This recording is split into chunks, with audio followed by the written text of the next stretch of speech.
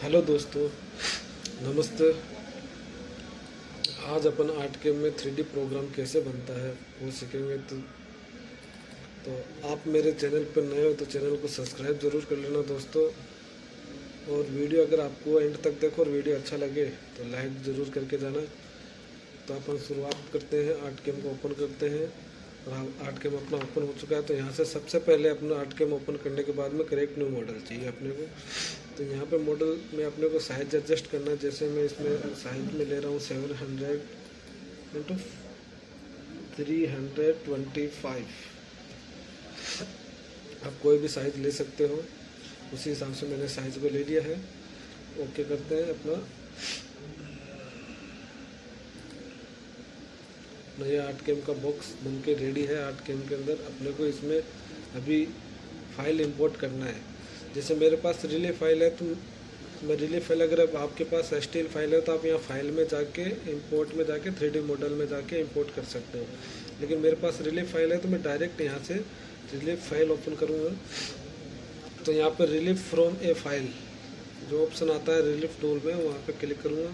वहाँ पे क्लिक करने के बाद में यहाँ से अपने को डेस्कटॉप पे जाना है। अपना फाइल कौन से फॉर्मेट में है, तो मेरा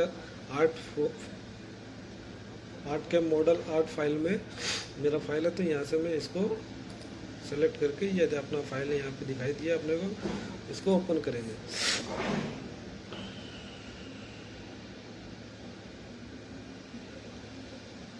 तो दोस्तों अपना ये फाइल इंपोर्ट हो चुका है।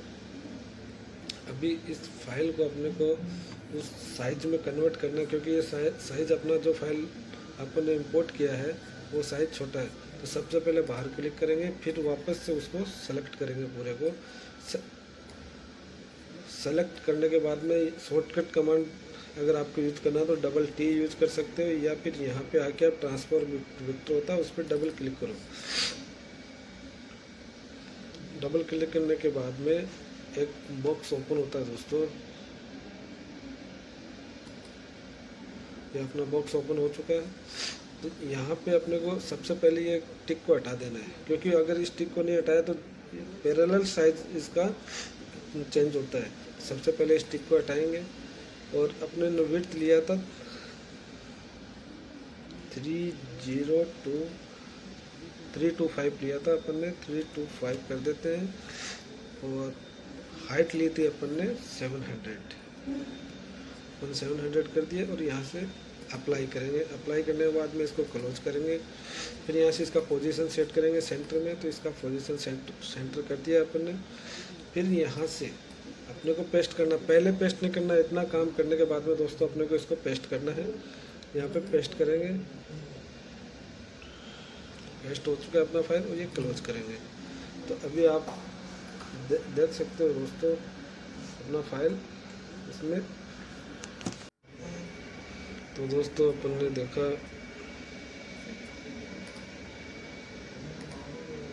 ये अपना फाइल इंपोर्ट हो चुका है। अभी इसका जेड कितना वो चेक करने के लिए यहाँ से अब स्केल रिलीफ हाइट में जाएंगे। और यहाँ पे 46.9 आ रहा है, 47 है। तो अपने इसको अपने को 50 करना है। जितना आपको चाहिए उतना अपन यहाँ से कर सकते हैं। और यहाँ से मैंने 50 कर दिया है। तो दोस्तों अपना ये 50 हो चुका है। तो अभी अपने को इसका टूल पाथ जनरेट करना है।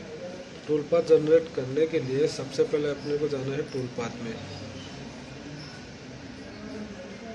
टूल पाथ में आने के बाद में 3D टूल पाथ में मशीन रिलीफ में जाना है अपने को।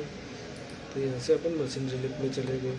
तो सबसे पहला है एरिया टू मशीन। तो इसमें अपने को होल मॉडल ही रखना, सिलेक्टेड विटर नहीं करना। अगर आप इसमें कुछ सेलेक्टिव पास बनाना चाहते हैं तो उसमें आपको सिलेक्टेड विटर करना पड़ता है, ठीक है। और एंगल में करने के लिए अपने यहाँ से अपन एंगल लेते हैं 45। अपने को ये एंगल में चलेगा। अलाउ 0 रखना, टॉलरेंस 0.1 रखना है। मशीन साइड से अपने को यहाँ पे इसको 30 कर देना है, या 30 कर देते हैं। फिर अपने को यहाँ से टूल सेलेक्ट करना है। तो टूल अपने को सेलेक्ट करने के लिए अपने को बॉल नोज लेना है। तो अपन इसको कितना mm बॉल नोज से, आपके पास कितना mm, जैसे मेरे पास 6 mm बॉल नोज है तो मैं उससे कर रहा हूँ। मैंने यहाँ से टूल को सेलेक्ट किया। फिर इसका स्टेप ओवर कितना है, तो मैं इसका स्टेप ओवर 0.2524 कर देता हूँ। और स्टेप डाउन 1 कर देता हूँ। एक साथ ही मेरे को करना है। फिर रेट कर देता हूँ मैं इसका 45 × 23। और अपना स्पिंडल रेट आपका मशीन कितना आरपीएम में चलता है उस हिसाब से मेरा मशीन जिसके लिए मैं प्रोग्रामिंग कर रहा हूँ वो 24,000 में रनिंग होता है, तो मैं इसको 24 में रनिंग कर रहा हूँ। और ये यहाँ से अपने को और कुछ नहीं करना है, सीधा अपने को सेटअप में जाना है। अपना प्रोग्राम यहाँ से सेटअप कर दिया अपन ने, ये रनिंग हो रहा है। 45 के एंगल से दिया तो ये 45 पर जा रहा है दोस्तों, आप देख सकते हो इसको। और ये 45 में ना होता है तो मैं इसको यूज़ कर देता हूँ, थोड़ा स्पीड से कर देता हूँ, नहीं तो वीडियो बहुत लंबा बन जाएगा दोस्तों। वीडियो कैसा लग रहा है दोस्तों आपको ज़रूर बताना। इसके बाद में कुछ प्रोसेस है वो करके मैं आपको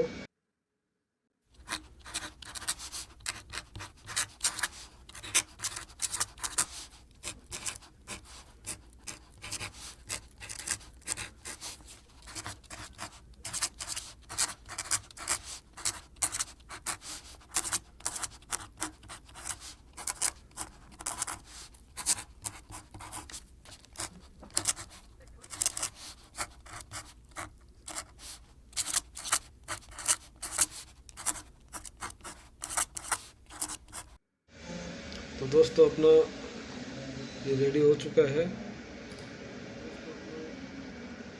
इसके बाद अपन इसको यहाँ से क्लोज करेंगे। अगर आप डायरेक्ट टूल पाथ में जनरेट करना चाहते हो तो यहाँ सबसे पहले ऊपर मेरे एरो के निशान के पास टूल पाथ है, टूल पाथ में जाएंगे और यहाँ से अपने को सेव टूल पाथ करना है। सेव टूल पाथ करने के यहाँ से आपको टूल का नाम दिखाई देगा, इस एरो पे क्लिक करना है, इस एरो पे क्लिक करने का यहाँ से सेव पे जाना है। और सेव पे जाने के बाद में अपना यहाँ पे जो भी नाम लिखना है, जहाँ सेलेक्ट करना है वहाँ सेलेक्ट करके इसको आप जैसे मैंने लिख दिया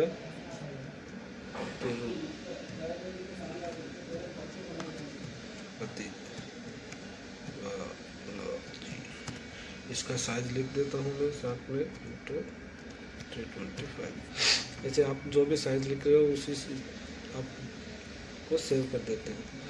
तो यहाँ से अपना ये प्रोग्राम रेडी हो चुका है। यहाँ पे आप मिनिमाइज करके देखोगे तो आपका ये प्रोग्राम ये देखो ये आ चुका है। अगर आप इसको सिमुलेशन भी देखना चाहते हो तो दोस्तों यहाँ पे आपको सिमुलेशन टूल पाथ है, उस पर क्लिक करके यहाँ से फास्ट करना है और यहाँ से सिमुलेशन टूल पाथ करना है। अगर आप मशीन कैसे चलेगा वो पहले देखना चाहते हो तो यहाँ से run simulation at maximum speed, इस पर अपन क्लिक करेंगे। तो ये देखिए मशीन रनिंग हो चुका है दोस्तों। इस प्रकार से आप करके आराम से देख सकते हो। तो अपना सिमुलेशन ऐसे होता है, आप देख सकते हो ऐसे सिमुलेशन हो रहा है। तो इस प्रकार से आप सिमुलेशन करके भी देख सकते हो। वीडियो कैसा लगा दोस्तों प्लीज़ ज़रूर बताइए। आपको किस टॉपिक पे नया वीडियो देखना है, क्या चीज़ आपको सीखना है वो भी मुझे कमेंट कीजिए। और दोस्तों अगर आपको कोई भी ArtCAM, CNC machine, 3 axes 4 axes machine के रिलेटिव कुछ भी पूछना है तो वो भी बताइए दोस्तों, हर चीज़ का सलूशन है। आप बताइए, ज़रूर बताइए और चैनल को सब्सक्राइब करना मत भूलिए और अपने दोस्तों के साथ वीडियो शेयर ज़रूर कीजिए दोस्तों। धन्यवाद।